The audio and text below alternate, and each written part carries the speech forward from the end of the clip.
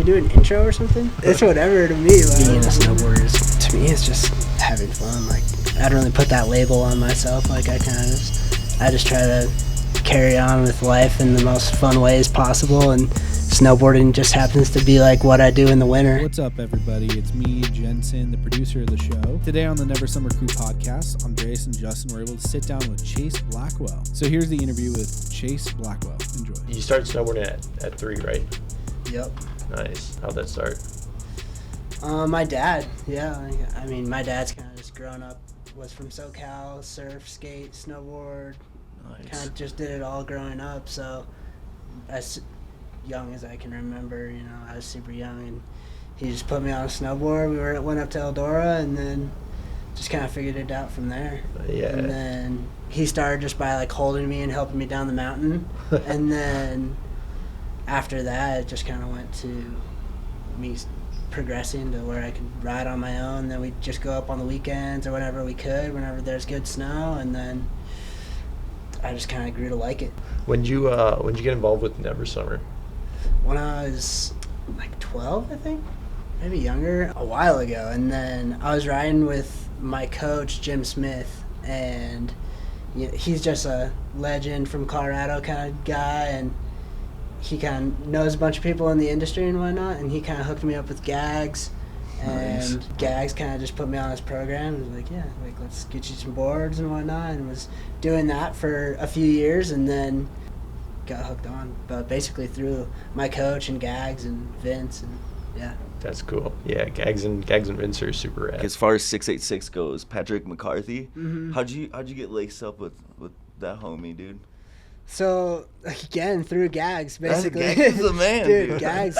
My whole career is like based on Gags just hooks it up. Yeah, I feel like, but yeah, I knew like Gags was doing stuff with them like when I was younger or something, and then hit him up. I was like, yo, like, you still running the 686 program, or you know anyone who is? And he's like, no, I'm not doing that, but reach out to this guy. And then yeah, just got linked up with McCarthy, and then from there, it's just grown in same, kind of authentic way. Like, I don't really want to be like, all right, I need a contract. All right, I need this. Like, this. It's started small, like, just with Gags, it's like a board or two a year. Same thing with 686, like, pants and jackets. And then, like, as I just kind of, like, got better and, like, worked my way up, like, through the rankings snowboarding-wise, like, kind of same thing. Everything else just kind of followed. And like you were saying, like, just keep working your way up. Like, you start off just going on the weekends and snowboarding, and eventually like transition to like, instead of like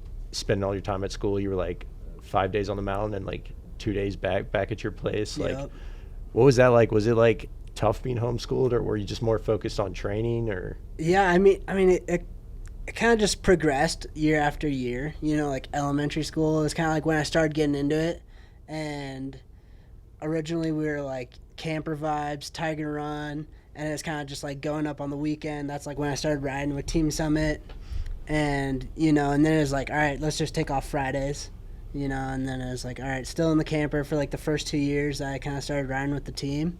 And then after that, I rode 2 years with Team Summit, and then my coach Jim kind of split and did his own thing.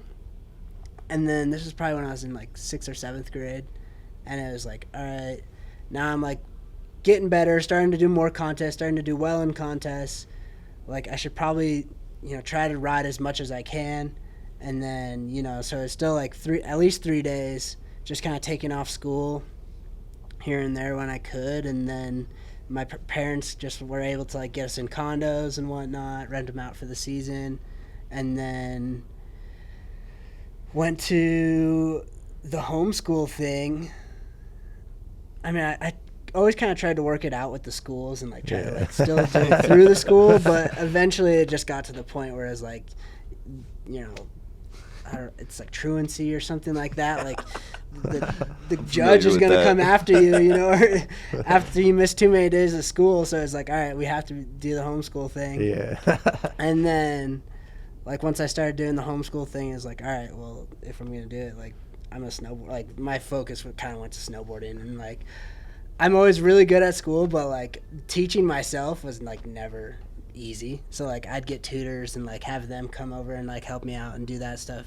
But yeah, especially like the biggest transition was because then I started doing the first semester normal school, second semester homeschool. Did that for a while, and then once I got on the U.S. team when I was 15, then I was in high school, and like the first 4 weeks of school was like, all right, I'm going to Switzerland for the first 2. I'll be able to like go to school for a week after that, and then I'm going back to Austria. So like I would have hit truancy in like literally the first 4 weeks. So like I was like, all right, I have to do full homeschool, and that was like when I was in high school. Wait, what's like truancy?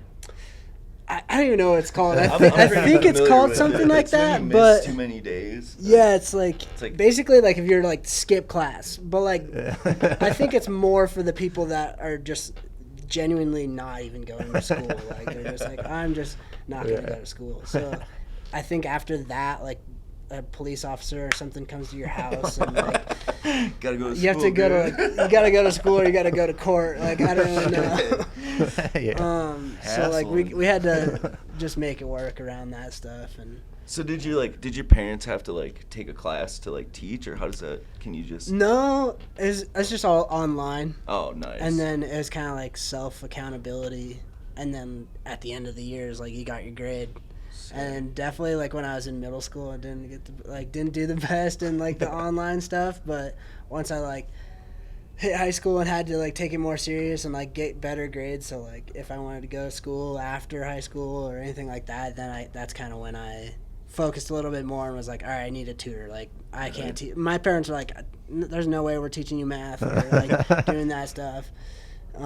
So it was like, yeah, we just got a tutor, and I honestly ended up doing like a lot of school in the summer because nothing else to do. Yeah, I mean there's stuff to do, but in the summer it's just like I could focus on school a little bit more than in the winter. Yeah, for sure. Sounds like your like parents were super supportive. Yeah, definitely.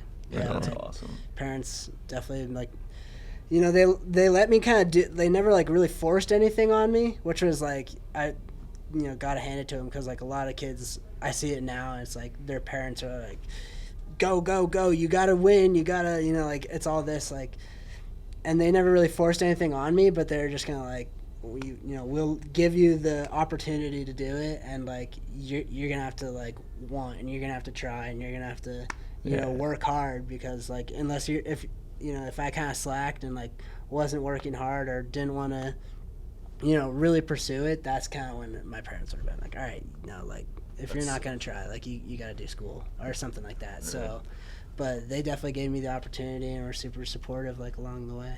So what did they think when you got on the U.S. team? Are they super pumped? I'm sure. Yeah. I think that's kind of when they realized that it's like holy shit. I mean, because they kind of sacrificed to like they had to like leave each other and go stay with me on the weekends and stuff like that. So like I feel like when I got on the U.S. team, that's kind of like when they were like, all right, this is happening. What we like helped him do and like achieve, like it paid off for them in a little way. Yeah. It's like even making the team wasn't like the hugest thing that's ever happened in my snowboard career, but it's like it just for them, it like I kind of feel like it gave them like some account like an achievement, I guess. It's like it paid off. Like that's what I was kind of thinking, because I was like, obviously it's not your the biggest thing that you got going on, but that's. But for a lot of people, it's like that's just something that you can say. It's like, all right, I'm doing this, and then they're like, all right, it's legit. Kind of thing. Authenticity. So, So I've heard the name Pipe Legs. Where'd you get that name from? That's Klein, all the way, for sure. I don't really know how he came up with it, but I just feel like, I mean, I definitely got some thicker thighs for sure. But definitely when we were filming Teal, just like stomping in the bomb holes and whatnot, and just stomping some landings, he just kind of threw that name on me. It was like, dude, where that first like shot in Teal, where were you guys at? Was that Norway? Or like it's like a manhole, like you guys like jumped into. I wasn't there for that shit shot. Looked insane. That was crazy. Yeah, I'm like, where did you find that? And how did you do it? I think that was like the perfect intro for that it movie. was so sick. That whole film, dude. Yeah, Honestly, I wasn't there for any of the street stuff. That was like a lot of, Sam Klein and whatnot, got that stuff rolling. But yeah, the street stuff definitely blew me away. And then what we got done in Jackson, even though it's like COVID, we had big hopes of like going from Jackson to Baker to Canada to Alaska, like we're going to do it all. And then it's like, we're in Jackson a week after that or something. They're like, yeah, COVID, everything's shut down. Like, you got to go home. But like we were basically just renting a house, and we were like, all right, well, what should we do? Like, we had all these other plans, and then it's like, all right, well, right now let's just stay here. And then things just like shut down more and more and more. And then we were like, all right, well, snow's good, conditions are good. We're in Jackson Hole, like, kind of can't be beat. Like, we got an all-time squad. Like, let's just grind it out here and like see what we can get, because there's really nothing else we could do at that point unless we all went back to Colorado and tried to do some stuff here. But Jackson, it just seemed like the snow conditions and whatnot were a little bit better. Yeah, it seems like a pretty ideal setup, honestly. Yeah, for sure. So yeah, I was really only there for the backcountry stuff in Jackson, but which was insane, dude. Your part was fucking crazy. Thank you. Dude. Yeah. Just looking, like, how did you find that spot? Were you just like, oh, maybe I could send it off this fucking big fucker? Yeah, I mean, when I got there a couple days late, so when I first got there, they already had like 3 jumps set up. No shit. And then I kind of had to come in and just like hold the camera for a little bit because I didn't build the jump, so it was like, I'm not getting first tracks on any of these. Like, I just had to come in and hold the camera and let the boys do it up. And then that might have been where Sam got the pipe legs thing, because then it was like, all right, I had to come in, hit the jump after, everyone's got it, and I had to get the sloppy seconds or whatever. Then it was like, all right, I have to stomp the bomb holes. Like, there's nothing else I can do. So, but yeah, made it work. Yeah. Yeah, I heard like Chris was cooking for you guys this whole time you were in Jackson. Mm-hmm. If you had like one meal for Chris to cook for you right now, what would it be? Dude, he does bomb breakfast. Yeah. I think he got over it by the end, but because at the end it was just like, all right, we're getting breakfast burritos and then we're hitting the road. It was definitely a little bit quicker and saved us some time. But Chris does some bomb breakfast. I mean, that kid is a chef. Like, if he wanted to do anything but snowboard, like, I'd be like, dude, you should cook it up, because he can cook anything. Like, his Asian food, super bomb. I don't know. I mean, he's traveled the world as much as I have, but I feel like he's kind of like made the point to like learn how to do that, where I haven't. I'm like, oh, I'll just go out and buy the food from a restaurant and just like, I know it'll taste good there. So it's like, where Chris is like goes and like learns how to cook it, so it's like super respectable. Like, but dude, he killed it in the kitchen when we were in Jackson, because like no one would have been eating the same if it wasn't for Chris. Like, it would have been hot dogs and mac and cheese probably all month long. So you're talking about like how you and Chris like travel all around. I'm sure you've been on some pretty gnarly hikes. Mm-hmm. So Uncle Joe was telling us about the first hike you went on. Yeah. Was it as scary as he said it was? Dude, the first one that I went on with Uncle Joe, we were down in Sheep's Head, and I don't think I was as scared as he was, but but it was pretty gnarly. Definitely like probably the gnarliest hike I've done, because I mean, I hike the pipe all the time, but like hiking the pipe, you're not really gonna, worst case scenario, you slide down like 100 feet or whatever, and like you're just cruising on some groomers at that point. But the boys took me up to Sheep's Head and we're hiking Mount Summit, and it's like the lines are over here, but you can't touch the snow because like you don't know if it's gonna go or whatnot, so you kind of have to like hike around the back, and it's just all this shale, like just gnarly shale that's like ready to like slide. And if you started going down that stuff, like it's game over. Like that's like 3,000 vertical feet of just like shale, rock, cliff, and like there wasn't even snow. It was like super south facing, so like, dude, it was game over. And I feel like at that point you just gotta go. You just gotta like put your head down, like just like don't think about it, and just step. If you have to, just try to run it out or dig your claws in, you know, whatnot. But Uncle Joe definitely got a little scared on that one. I think going into it, because he's done it before, he's done it a few times. He's like, this is my least favorite hike ever. And I'm like, interesting. Like, everyone else says it's not that bad, so we'll see how it's like. And then halfway up, he's just like, dude, I hate this, I hate this, I hate this. And he's just like right in the middle, and you're like, all right, well, you're not going to turn around. Like, turning around going down it would be way gnarlier than just like going up it some more. So we made it happen. But the lines that we got to ride from there was super fun. Oh, hell yeah. Definitely made it worth it. So like one year, I was working park crew with at Aspen Snowmass, and I dyed the super pipe, right? Mm-hmm. And like Yannick, he's the director there, and like you probably know Yannick. Sounds super familiar. I don't know if French I Canadian know dude. Yeah. But he was like showing me how to dye the pipe, and he was just like, "Yep, no, just get on your tippy toes and fucking shoot the dye gun." And dude, just doing that sketched me out. Like, and then I'm thinking like dudes like you that are flying so fucking high off that. It's like, dude, that's I don't know. That's snowboarding, like in that discipline, is like next level to me, because it's like you can die.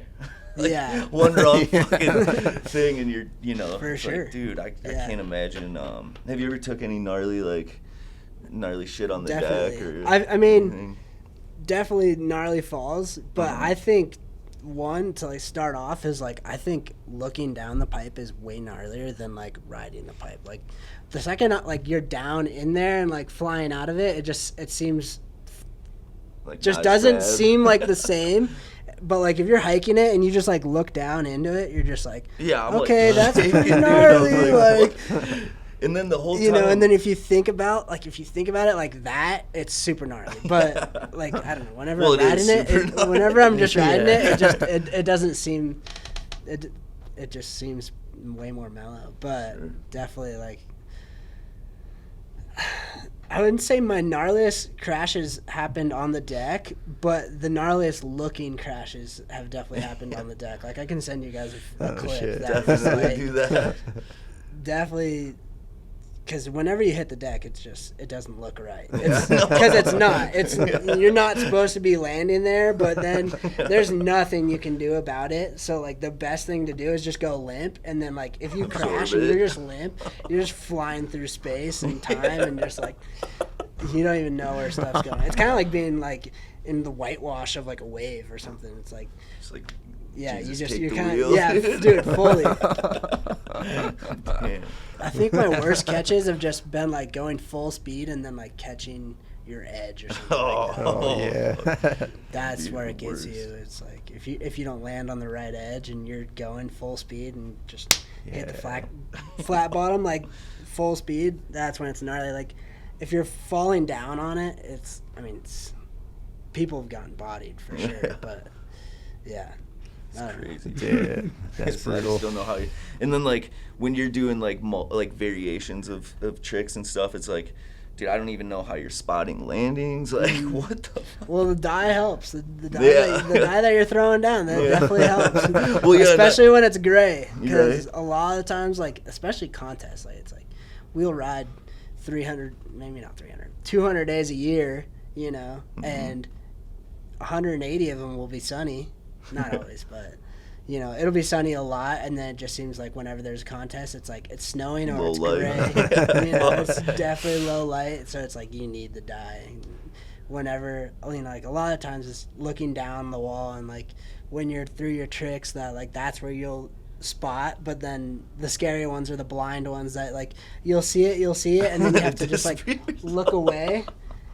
And you just gotta trust it. And like those are the scary ones, but those are the best feeling ones. Like whenever like front 12 for me, it's like whenever you land those, it's just the best feeling trick, because it's like you don't see it at all, but you just like trust it, and then just Kind of like muscle memory type. Yeah, fully. That's crazy. Yeah, no, when I was dyeing that pipe, I thought it was all super crooked, and I'm like, the whole time I'm just like, oh my god, this is coming out awful, dude, because there's nothing you can do, and if it's like televised, it's like shit, dude, like trying to die this perfectly. But then when I got to the base, I looked up and it was just like money. So I was like, thank God. I thought I just ruined X Games for everybody. It's like, oh, great.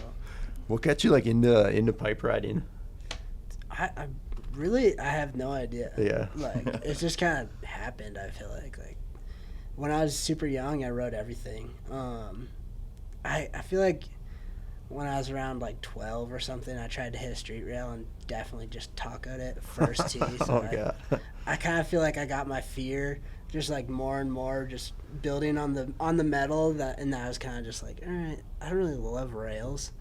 But I liked jumping a lot, and then the slopestyle contest just became, originally it just seemed like jumps mattered, and then people started getting so good at rails that is like they're scoring the rails just as good as they're scoring the jumps, and it's like if you don't have the rail tricks, like you're not going to do well. So I kind of felt like I was just like not being able to keep up with the kids that are riding slope because they're so good at the rails mainly. So that's kind of, and at the same time I was like riding pipe, and at one point I was doing just maybe even better in slopestyle than I was pipe, but then it kind of just like turned the other way where I was like I started doing better in pipe and now I was getting slope, and then I was it just kind of grew further and further where I was like doing better in pipe than I was slope, and I was like, all right, maybe I should just like focus on one and still ride everything, but if I can focus on one thing, like that'll definitely help my career and like take me in like a single direction and like put a focus on something instead of just like being like, well, yeah. Well, dude, I mean, your late season riding at Woodward, you can't really tell, dude. You're like fucking switch, and then it's like, dude, I don't get it, man. Yeah. Well, yeah, dude. Yeah. I mean, you. I'd rather hit hit a rail switch for some reason. That's true too. Like, so I'd switch lip anything before I'd normal like front lip anything. It just feels tight. more comfortable. So I wish I could say that. Was there like a trick you had to learn in pipe that was like kind of pivotal in like your career so far? Probably like frontside double 10. Yeah. I feel like I was pretty good at spinning flat, and like when I was doing the rev tours and stuff, that's when I was like just doing nines, and I learned flat front 10, and it was like, all right, sick, like that. That could get me a win at the rev tour, but then it's like to kind of take it to the next level is like, all right, everyone's doing double corks, so you got to start doing some double corks. And the front double 10 definitely was like a little bit of a battle for me. I felt like flipping twice wasn't the hard part. It was just like landing it, and I just felt like I was just like doing so many front double 10s just right to my butt that I was just like, dude, why can't I land it? And then I ended up breaking my collarbone on one, and that was just like kind of a bummer. But then I kind of felt like after that I was just like I just had to sack up and just like start going to my toes. And then I don't really know what kind of switched, but one day it just like that trick kind of clicked to where it was like, all right, I could do it every time. And then like I just since then just gotten better and better. But like I feel like just the timing and everything of that one trick kind of sets like the whole run up, and it's like, or like the foundation for all your other tricks, even if it's switch or it's like a front double 12, it's like it's the same snap, and then you go blind or whatever, or 14, it's like it's just the snap, the timing. You learn a lot on that one trick in the pipe, where I feel like that's kind of where it's like once I figured that out, I kind of felt like I could learn a lot more pipe tricks. So like say like you're setting up a run or whatever, that first hit, it really sets you up for like your whole run basically. Definitely. I mean, yeah, like if you can, especially having speed into the first hit helps too. Mm-hmm. So like that's why copper, it seems like sometimes it gets hard because you'll do that contest at copper and it'll be super slow, and if you're not dropping into the pipe with speed, then it's just like using whatever you could. But if you can get the one first hit clean and land high, at least you can generate speed for the rest of your run. Sure. Or it's like if you can start the run with speed and like land the first trick clean, then you're like, all right, you got out the jitters and whatnot. Then it's just like just trying to be clean the rest of the way down. And like I feel like that's what I really like watching half pipe. Like when I watch other people that ride half pipe, you know, it's like whoever's like clean, landing on their edges right, and just flowing. You know, like that's who I really like to watch. Is just the people that are flowing. So I try to like. And I totally feel like that the first hit kind of sets the whole run up. You know, it's like if you do that first hit right, then you like it just happens. If you're like watching and then you know someone airs out super fucking huge, you're like, oh yes, you know, it's because you know it's gonna be a banger run. Yeah, definitely. How do you think about like building your runs like with that in mind? Like, are you trying to get the biggest trick first or? Sometimes, I mean, I try to switch it up. I like, don't want to be the dude that's like I kind of feel like Shaun White kind of falls into that category. It's like every time you're starting it off with the classic method, you know, and then he's going front double 10. And it's like you just know what he's going to do before he even drops in. So it's like, to me, that gets boring. You know, but like you watch Danny or, you know, there's a bunch of other riders, Taylor Gold, you know, it's like, you don't know what they're going to do first hit. You don't know what they're going to do last hit. Any run that they drop in, I kind of want to be one of those dudes that's like, you know, I'll drop switch, I'll drop regular, I'll do a double cork first hit, I'll do a straight air first hit, you know, and then like, so I just try to have like a few different runs in mind, but usually it's just like, and then I feel like you want to end your run with a banger and start your run with a banger. Like if you can start it with a banger, like the judges are gonna watch it. You know, like they're gonna, you caught their attention. It's like, all right, this dude's going for it. Like what else does he have? So then, you know, so it's like you gotta get their attention, and then you gotta kind of finish it off with something good too. So I think that's a good like you're saying, like as far as the judging goes too, I'm like I would get bored as a judge if I was, you know, seeing the same shit out of the same person. You know, it's like. Yeah, I think that, you know, it's a good strategy, too, because it's like you don't want to be that guy, you know? And then, like, I even, like, try to do, like, throw a lot of flat spins in there or something. Or, like, double, like, I've been doing a bunch of flat cab 10s, so, like, I'm about to go to Saas-Fee that I might try to do some, like, because I've done them before, but I haven't really done cab doubles in a while, so I'm try to switch something like that up, or, like, even... I've been doing a bunch of front double 10s, like maybe throw a flat front 10 in there just to like switch it up, you know, just because they don't see it. So it's like, and it if looks they see so something clean. that's flat and then something that's double and then the next run, it's switched, you know, like, I don't know. To me, I just think like that riding, like, especially when you're watching it at home, like it gets boring, like watching the same people do the same run back to back to back. So it's like, if I see someone do, you know, it also just shows like control, I think. Like, it's like you have control of your riding, you know, if you can do this trick in 4 different ways. Grab it differently. Flat spins are sick. You know, flip it, flat, double, whatever, you know. Hell yeah. Corning's got a sick flat spin, too. It's like, just looks sturdy. You're like, all right, dude. Yeah.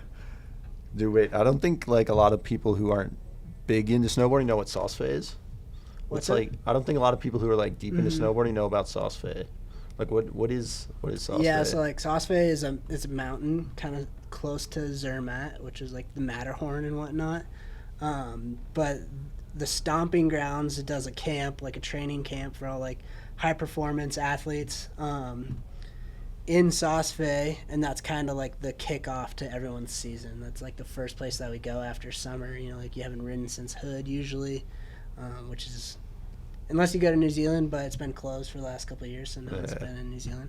But then it's like, all right, everyone's going to Saas-Fee, maybe learn a new trick, or at least get all your tricks back, you know, and then it's a full-length pipe, so, like, usually you're, like, building some runs. Like, you can also see, like, everyone's there. It's really good setup. I feel like the jumps are always insane. People are throwing down the jumps. People are throwing down the pipe. It's just, like, a really good setup, and it's, like, the first stop for everyone. There's no contest there, so it's like it's kind of relaxed, which is super nice, but that's kind of where everyone just gets their legs back and gets all their tricks back. Just some training grounds.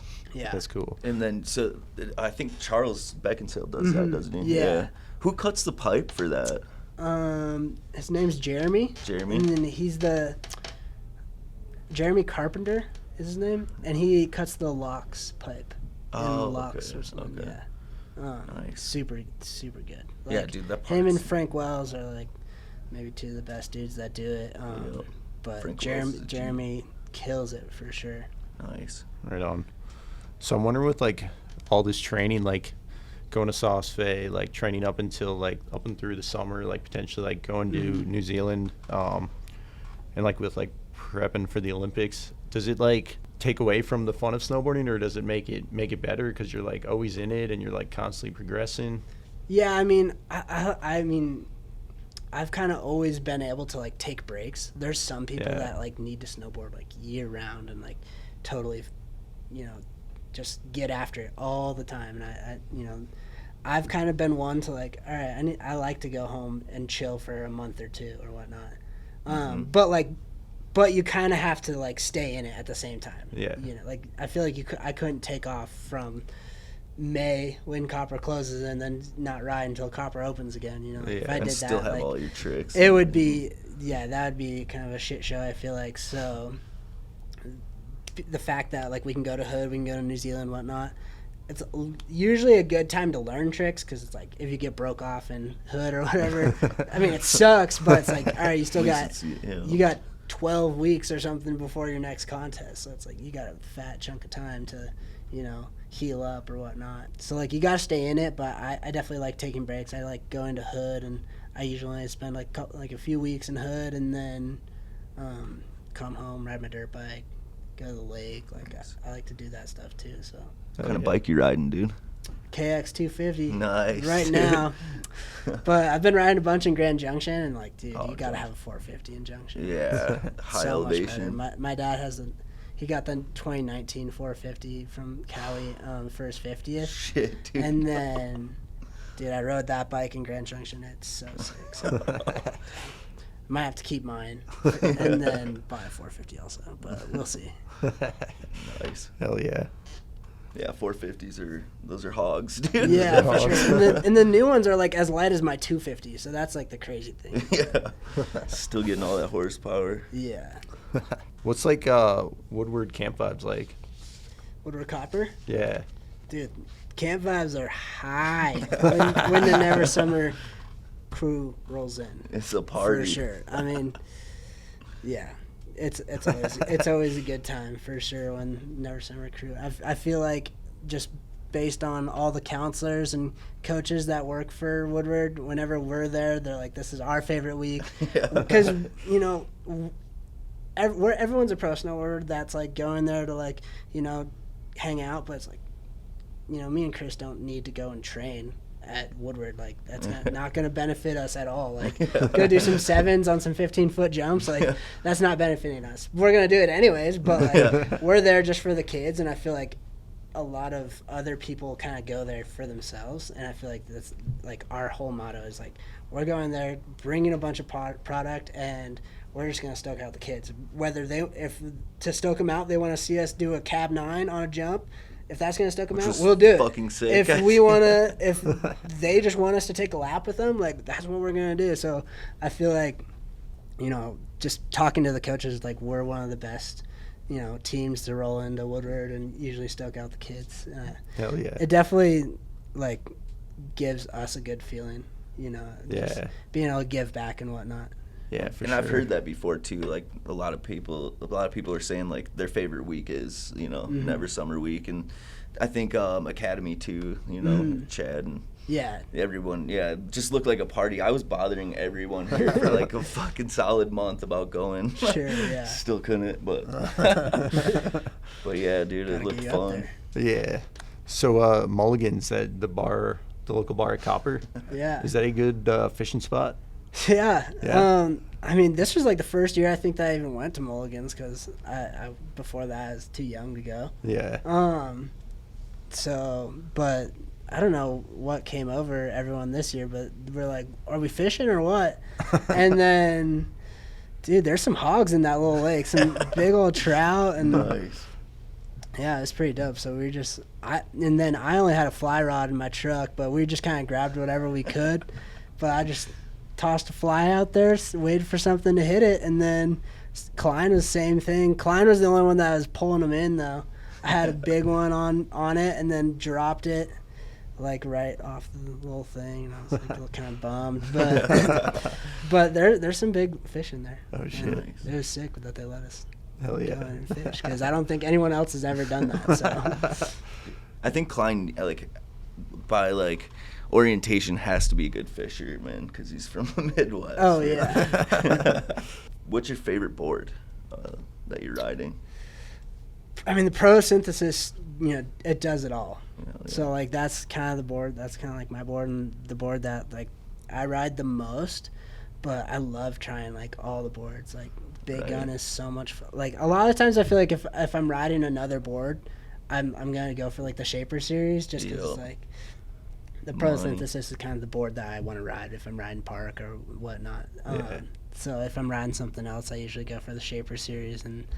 But like the Harpoon's sick, the Shaper Twins super sick. The Big Gun is probably one of the most fun boards I've ever ridden. The Swift is really fun too, but the I got messed up one time on the Swift going switch at Vail early season. God. Oh my gosh, I got so bodied. Like, yeah, just that board's not meant to go backwards. No. I don't think it's a directional board. Total scorpion. So the Big Gun I feel a little bit more comfortable going backwards on. But like that board is just so fun. I just ride like, I don't even ride it a little bigger. I just ride the 53. Nice. And it's so playful. Like hit rails on it, hit jumps on it, ride the pipe on it, do whatever, and then you go ride. You can go ride a big backcountry or line too. So it's like, to me, if I'm not like competing or training, it's like that's the board that I want to go ride and like just play around on. Hell yeah. What are you rocking for soft goods? Like, I mean, I kind of know, but like, the companies, but like as far as your favorite gear, like mitts or whatever.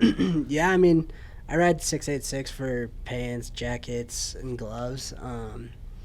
But I usually just ride like my go-to pant is the Smarty 3-in-1 pant. I just usually go black, and those pants kind of always work for me. They fit really good. I usually just take out the liner and then just wear like some long underwear or something underneath it. But like I just like the fit of them, and then they're usually like pretty water resistant for a while, like when you first get them.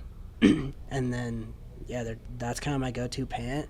Jackets, I like always like to switch it up and just do different colorways and whatnot. So the new jackets are fire, dude. Yeah, I'm stoked. And then Dragon for sunglasses and goggles. I've switched to them like 2 years ago and really love their product. Like their goggles, don't really fog too often.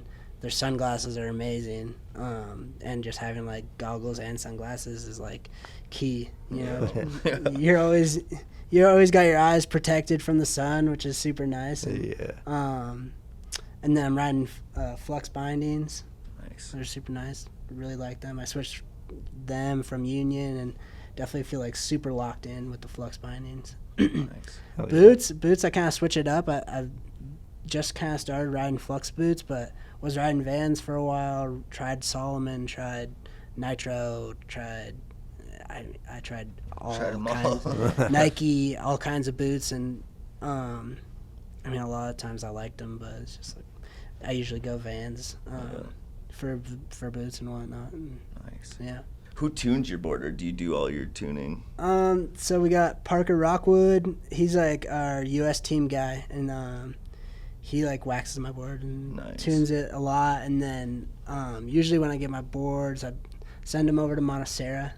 Have Ryan or Chip do it over there, like grind them and then put a little structure in it or whatnot. And then if I'm just home, I just take them to Montserrat because they're right down the street, and they hook it up and they do the boards right. I feel like all the pro dudes or whoever should goes to Montserrat or like should go to Montserrat if you're not. So that's just what I think. But then Parker dials it in all winter long for contests and whatnot. Nice. Yeah, because your edges are probably sharp as Yeah, fuck. for sure. Yeah, and then we just try to keep our edges clean, like no burrs and whatnot. Mm-hmm. So usually, like my boards, I feel like I don't break a lot of never swimmers. I don't think a lot of people do, but Right. but like my boards are pretty pristine. Like I'll ride them for 3 months or the whole season, and it's like Nice. you'd look at my board and it's like, yeah, this thing looks brand new, but then like I put some miles on that thing, so they definitely hold up to the standard Yo. for sure. That's what's up. Hmm. Do you with like skateboarding and wakeboarding, is that something like you do more for fun, or you kind of like does that help you progress at all, snowboarding?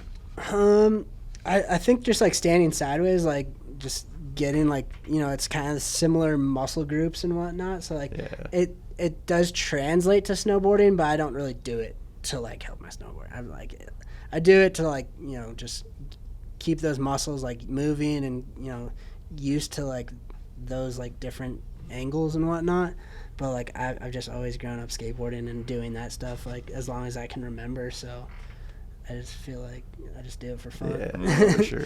It's definitely just a good time going out and skating. Like last year during COVID, once I got back from filming for Teal, built a little mini ramp, and that was like a super good time. Just get to cruise on the mini ramp and stuff like that.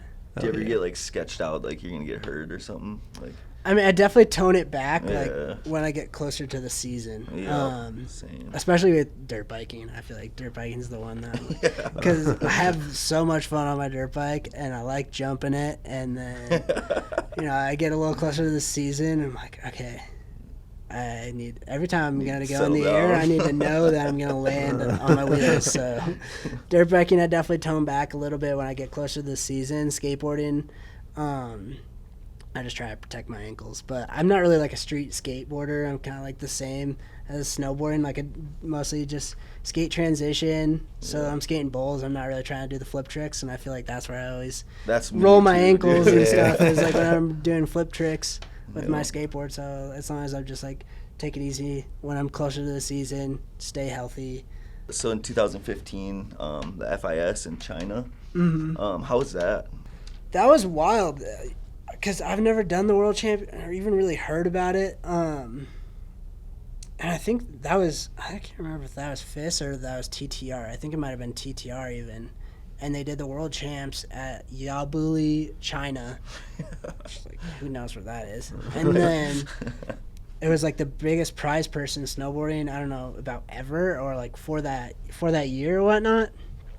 But basically they just invited the top 50 snowboarders from half pipe and slopestyle, like the disciplines. There's like top 50 men and women. You're invited to like go to this contest in China. There's like a Club Med.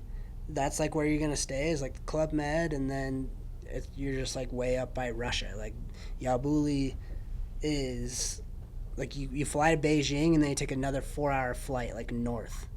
And then you're way up north, like as far as you can go, basically. Like you fly to Harbin, and then you drive to Yabuli, which is like another 2 hours. So like you're like the first time I went there, because I went there the year before for Junior Worlds, and like I got third at the Junior Worlds. But when we got there, they're like, yeah, don't go in the woods. Like the wildlife is Siberian tigers. Oh my god, dude. So like don't get lost because there's tigers in the woods. I'm like, you guys are shitting us. Like, there's no way. And then like sure enough, like 10 minutes down the road, there's like a huge tiger farm, and like there's like just, I mean, they're claiming it's a sanctuary, but like I don't know, there's just tigers everywhere, I guess. It was a little sketch. But the first year I went there, the hotel sucked that we stayed in. It was just the biggest hotel I've ever been in my entire life, and it was like infested with ladybugs. But like 10% of it was being used, and then there was just like 90% of it was just like a warehouse, like an open space, and it was super weird. The food was terrible. Like I only ate eggs and rice for like a week straight. Oh man. And then the pipe was pretty decent. Like we did the contest was good, got third. Stoked on that. Next year was like the roles switched. We were staying in the Club Med, and you know, very Americanized. Like, you know, they had multiple different like food options. It's a chain hotel, so like, you know, they obviously have like food standards and what, because China, it just seems like the food standards kind of vary. But the Club Med was like super legit. The food was dank. They had like different bars, and like it was a party in a different bar. Like every night there's like 4 different bars. We're like, all right, Tuesdays we're going to this bar, Thursdays this bar's going off. Like there's the strip club one night. Like it's crazy. This Club Med was wild. But we get there and the pipe like was unrideable. Like it was literally falling apart because you're so far north and it's so cold there that they tried to put it up like too late. And like there's no moisture in the snow, so like literally the pipe was just falling apart. Like, and like the second someone touched it, it would literally just like crumble off. So like, and it just got worse and worse throughout the week. And then, so for the first 3 days, they're like, all right, it's gonna be open tomorrow. It's gonna be open tomorrow. Then Wednesday they opened it. We tried to have practice. It just like completely fell apart. And then they're like, okay, we're going to try. And then Thursday, they're like, all right, we're canceling half pipe. And then when they canceled half pipe, like, I'd say half of the half pipe riders went home because they're like, get me out of this place. Like, we don't like it here. And then, like, half of the half pipe riders stayed. And then they split the prize purse, and it was like, I don't know if it was like 150 or... It was like a pretty good prize purse for all the snowboarders. So it's like, I got my entire trip paid for, and then some, and then I got to stay in the Club Med that was like all inclusive. I was like 16, like I was definitely a little younger, and it was just like a full-on rager at that point. Like, you know, there's no rules, no parents. We're in China, all inclusive.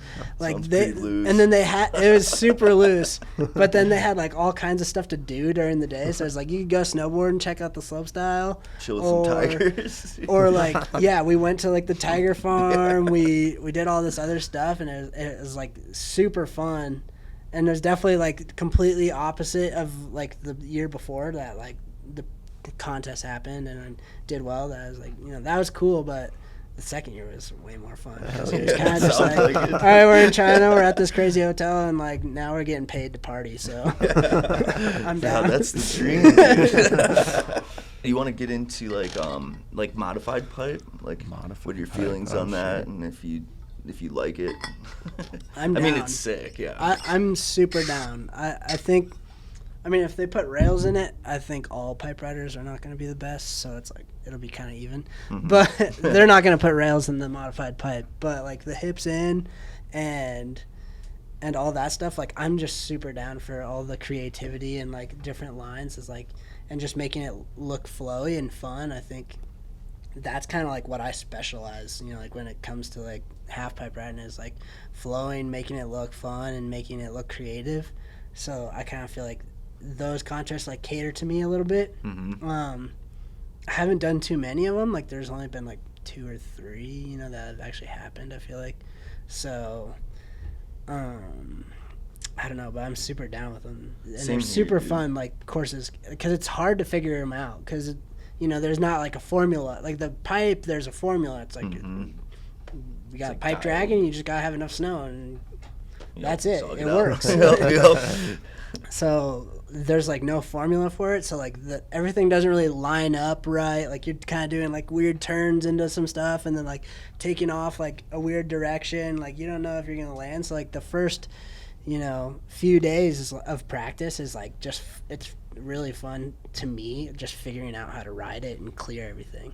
And then like once you figure out that, then that's like the scary part for like a lot of people is like, oh, I can barely clear this jump, like now I have to figure out how to trick it. But like if you just like embrace it and you're like, all right, I just cleared it, like now what am I gonna do? Like, all right, now I got one up myself. So I just like try to like one up myself, like every time I like hit the hip, like all right, now I'm gonna front 270 it, or now I'm gonna try to wildcat it, or you know, just like try. It just opens like this creativity, and like I think it's in like a safe way too, because it's like not, I mean, some people would chuck some doubles on it and whatnot, but like if someone does a 6-7 you know, that, and they go bigger than the person that does the double on the hip or whatever, or on the shark fin transfer, you know, like, and they just make it look super steezy and like look straight up better than the other person, I think the judges will reward it. And I kind of think that that's kind of why those contests are like, they're in this weird transition phase, because it's like it's kind of judgy, you know. It's like, oh, this dude did a double cork, like, shouldn't we score that better, you know? So the judges don't, you know, no one really knows what to do with them yet. But like, I think the more popular they become, like the more popular, like, you know, more snowboarders will like them, and the more like, I feel like if you don't like the modified pipe, you're an old head. Like you just want the like, this doesn't work. You know, it's like, you're like I trying can't to do a figure double it cork out. first hit. Like, you know, you're like, okay, don't. Right. Like, I'll hit so it. like, yeah, I don't know. I just feel like people have gotten like stuck in their ways with half pipe, and like that's why maybe like some people think it's kind of stale. You know, so it's like. Same thing with like, you know, the try to spins. Switch it up. Yeah, exactly. It's like they're gonna do a double cork 6 hits. You know, it's like double. You know, it's like, all right, that gets boring. But for them, it's like, it's comforting because it's the same thing every time. It's like, all right, they're gnarly tricks, but it's like, it's the same thing every time. So it's like, well, whatever. Well, then, like, I like to switch it up. I like to try something different. I like to, you know, do something different every hit, or like switch it where it's going to be in my run. And like those modified pipes, I feel like cater to that. But it's dude, they're hard to ride. Like the one at US Open, like I had a worse line for qualifiers, and like I was like, I didn't really like my line for qualifiers, but I made it through to the finals. And then like I was doing this line for finals, and I was so stoked on it. But then I couldn't put it down. Like, it was really hard to like, they're really hard to ride. So I feel like that's why, another reason why people don't like them, is because it's hard. But like the challenge of like just getting it, and I kind of got it, but just not the cleanest. So I still didn't do like super hot. But like I had a lot of fun like trying to like figure it out and like put it down. I got one more question for you, dude. What does it mean to be a snowboarder to you? To me, it's just having fun. Like, I don't know, like being a snowboarder is, I don't really put that label on myself. Like, I kind of just, I don't know. I just try to carry on with life in the most fun ways possible, and snowboarding just happens to be like what I do in the winter. So I just like try to have fun with everything I do, and yeah. Definitely shows in your riding. Thank you. Yeah. So like, I don't know, that's just kind of how I've always tried to carry myself. Like, my parents are definitely just like, as long as you're having fun and keeping it authentic, like that's what I try to do. That's sick. No time for the fake shit.